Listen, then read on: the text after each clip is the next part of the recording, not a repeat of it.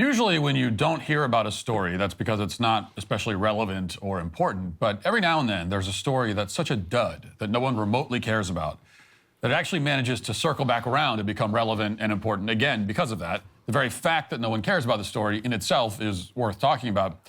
So here's one recent example of what I mean. About a year ago, there was a massive strike in Canada's federal public sector. It's one of the largest strikes in the country's history. Roughly a third of Canada's government bureaucracy, more than 150,000 employees, walked off the job, saying they deserved higher wages and the privilege of working from home. The public sector union in Canada expected that Trudeau's government would immediately agree to their demands and end the strike, but that didn't happen. For once in his political career, Trudeau hesitated before throwing taxpayers' money away, and therefore, for nearly 2 weeks, Canada had to make do without a huge portion of its federal workforce.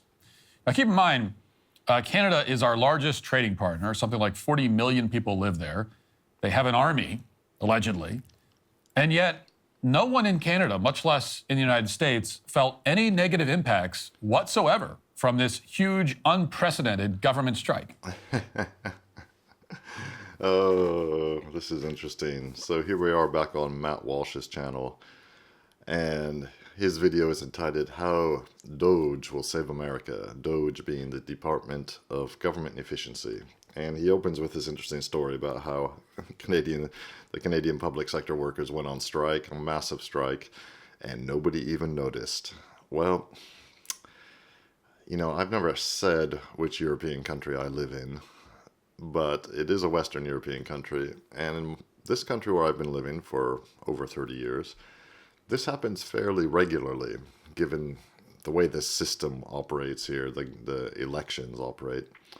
It's not like the American system with a simple two-party system. One party wins, or, you know, one party wins presidency, but the other party wins the House or the Senate or whatever. It's a multi-party system, so they always have to, after elections, they always have to form a coalition government. And in this country, often it takes a very long time for that coalition government to get formed. You know, in one case, it took like a year and a half or something like that. And somehow, you know, the wheels of, you know, everything just keeps working. It's almost as if, now I'm not saying that it's not the same as all the government employees going on strike, but it's kind of similar. It makes you think that, wait a second, we have a lot of redundancy and crud and bureaucracy and you know, too many layers of administration in government, not only in government itself amongst government officials, but also in the national bureaucracies that oversee things throughout the country. And it just makes you think, you know, kind of like when Elon Musk took over Twitter, he promptly fired something like 75 or 80% of the workforce, and somehow Twitter just kept on running just fine. Now, people may not like the way he's taken Twitter, but the fact is, the app itself, the website itself, works just fine, because he fired all the people who just don't do anything, or they do things which are worthless or even counterproductive. You know, all the DEI hires, all the people, the safety committees or whatever they call them at these places, where they're very, you know, where they focus on inclusivity and safety and all that sort of stuff. You know, even though Twitter users can just block people if they don't like them. So it's a similar sort of thing. There is so much waste, and of course, this applies to the United States, specifically with this newly proposed Department of Government Efficiency that Trump wants to set up, headed up by Elon Musk and Vivek Ramaswamy. They're threatening to just shut down the Department of Education. Of course, the Europeans, I know, think that's outrageous. How can you shut down the National Department of Education? But they don't understand, because in European countries, things are much more centralized. Yes, it is important to have a central body administering education standards across the country. That's not the way it works in the United States. They just don't get it. They just think, oh, that just means Americans don't want education or something like that, or don't want education standards. No, in the States, of course, each state has its own Department of Education and sets its curriculum. Maybe, in fact, each school district. You can correct me if I'm wrong in the comments. So let's see what Matt Walsh is going to have to say about this. Everything functioned as smoothly as it did before. The economy was untouched.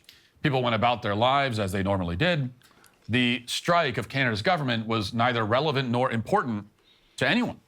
Now, naturally, that led Canadians to ask some rather uncomfortable questions. They wondered, for example, whether they really needed to pay millions of dollars to the federal government so that bureaucrats could write useless reports about, say, the precise size of all the hydrothermal vents that have been discovered in Canadian waters, or the specific number of non-binary vagrants in Vancouver who also identify as Indigenous furries. As one Canadian put it at the time in a post that was widely shared on social media, quote, "Other than delayed passport applications, who has actually noticed the effects of 155,000 federal servants that haven't been working for a week? If you haven't, perhaps there's no need for them." Reports from CBC News, which is Canada's state broadcaster, focused on alleged hardships that the federal workers were enduring on strike. They didn't even mention hardships suffered by the public because there weren't any hardships that anybody suffered. Another Canadian outlet, CTV, tried its best to find a downside to what was happening. They ended up saying that it was a terrible thing that Canada's immigration system wasn't able to allow as many foreign nationals into the country as they usually did. Watch. Jesus Christ. I can hardly wait to see this. For many Canadians, this federal workers' strike has created inconveniences, obtaining passports, filing taxes on time.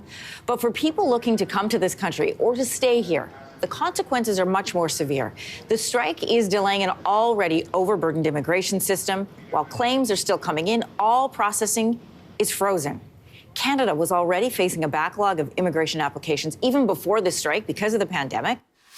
You know, it's an amazing clip to watch now that just 1 year later, Canada's government has implemented a moratorium on most new migration. They're finally admitting that they shouldn't have allowed hundreds of thousands of foreign nationals into their country every year. Yeah, specifically Indians. You know, as much as I dunk on Reddit on this channel, and Reddit is an absolute cesspool of libtardery, leftism, progressivism gone wild. Even they, on Reddit, if you look on the subreddits for certain cities in Canada, which have been completely overrun by Indian immigrants in particular, and not exactly high-quality Indian immigrants, just anybody who India can get rid of. What's his face? Justin Trudeau has a lot to answer for. Housing has become more expensive. Crime has gotten worse. People can't find jobs. Now even Canada's Liberals have to acknowledge this. But really, if they had allowed the strike to continue, they wouldn't have needed the immigration moratorium. The strike was already accomplishing that in a roundabout way. And as you heard, it was apparently accomplishing other things too. People weren't getting taxed either. So it was a win-win for everybody. But of course, eventually Trudeau caved. He had to pay the federal workers because they're his base. And as a result, Canadians are still being forced to employ a vast bureaucracy that clearly and unquestionably makes their lives worse. This is a burden that Elon Musk and Vivek Ramaswamy are now promising to eliminate in this country. They've already published a roadmap explaining how exactly their Department of Government Efficiency plans to gut the United States federal bureaucracy. And it's worth taking a look at it, in part because this roadmap helps explain exactly how our government got completely out of control in the first place. And also the reactions from the left are already hysterical. I mean, they're losing their minds at the very thought of a smaller, more efficient government.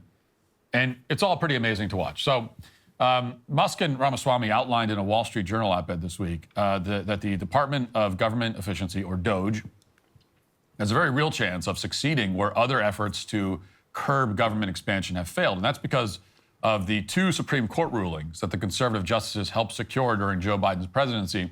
One of those rulings overturned the so-called Chevron doctrine. That's the doctrine that allowed unelected bureaucrats in government agencies to essentially make laws in certain areas as long as Congress has given the agencies some general authority to oversee those areas.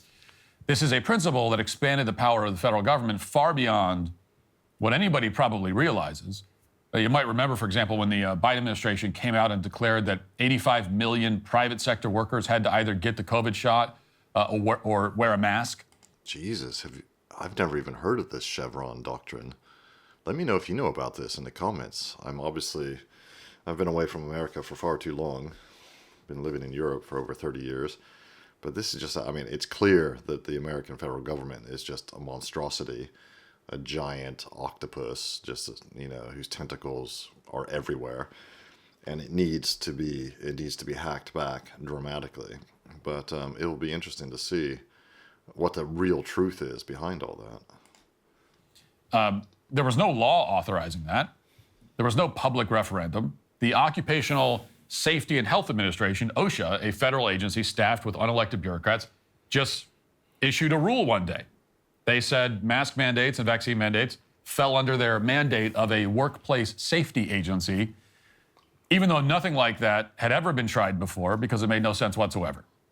And incredibly, until the Supreme Court stepped in, some federal courts actually agreed with the Biden administration.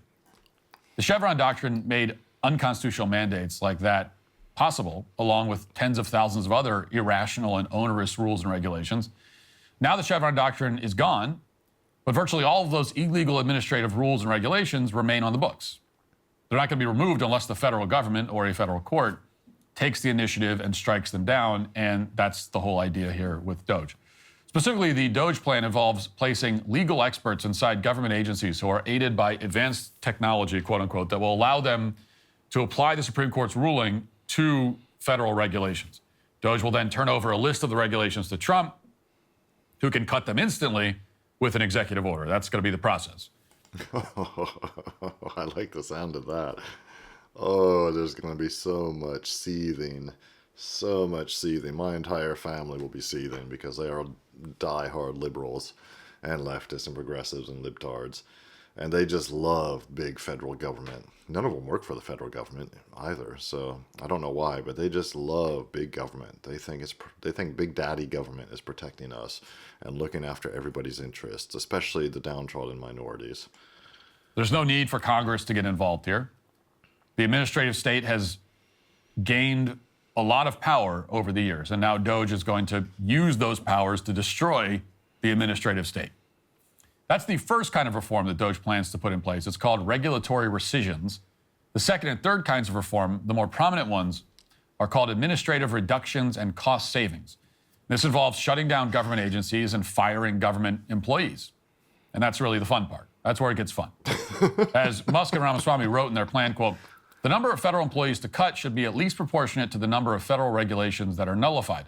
Not only are fewer employees required to enforce fewer regulations, but the agency would produce fewer regulations once its scope of authority is properly limited. God, it sounds like a dream come true. Let me know if anybody here, any of my listeners or have been really looking into this.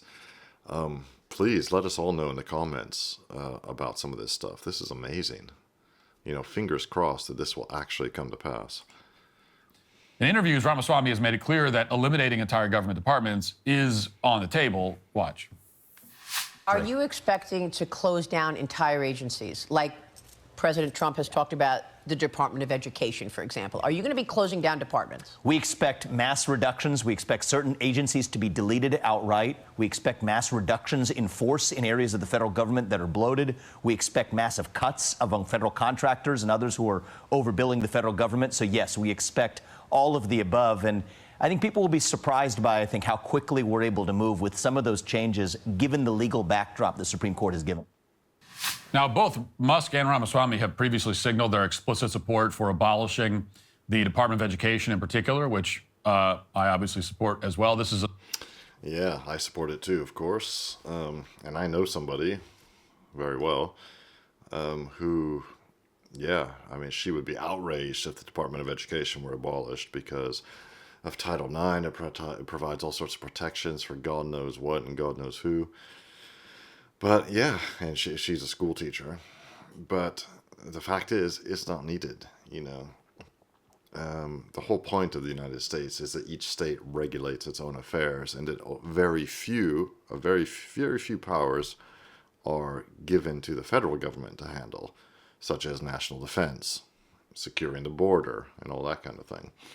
Oh, so yeah, don't get me too excited. I'm really getting my hopes up here. Let me know what you guys think, because I would love to see this happen.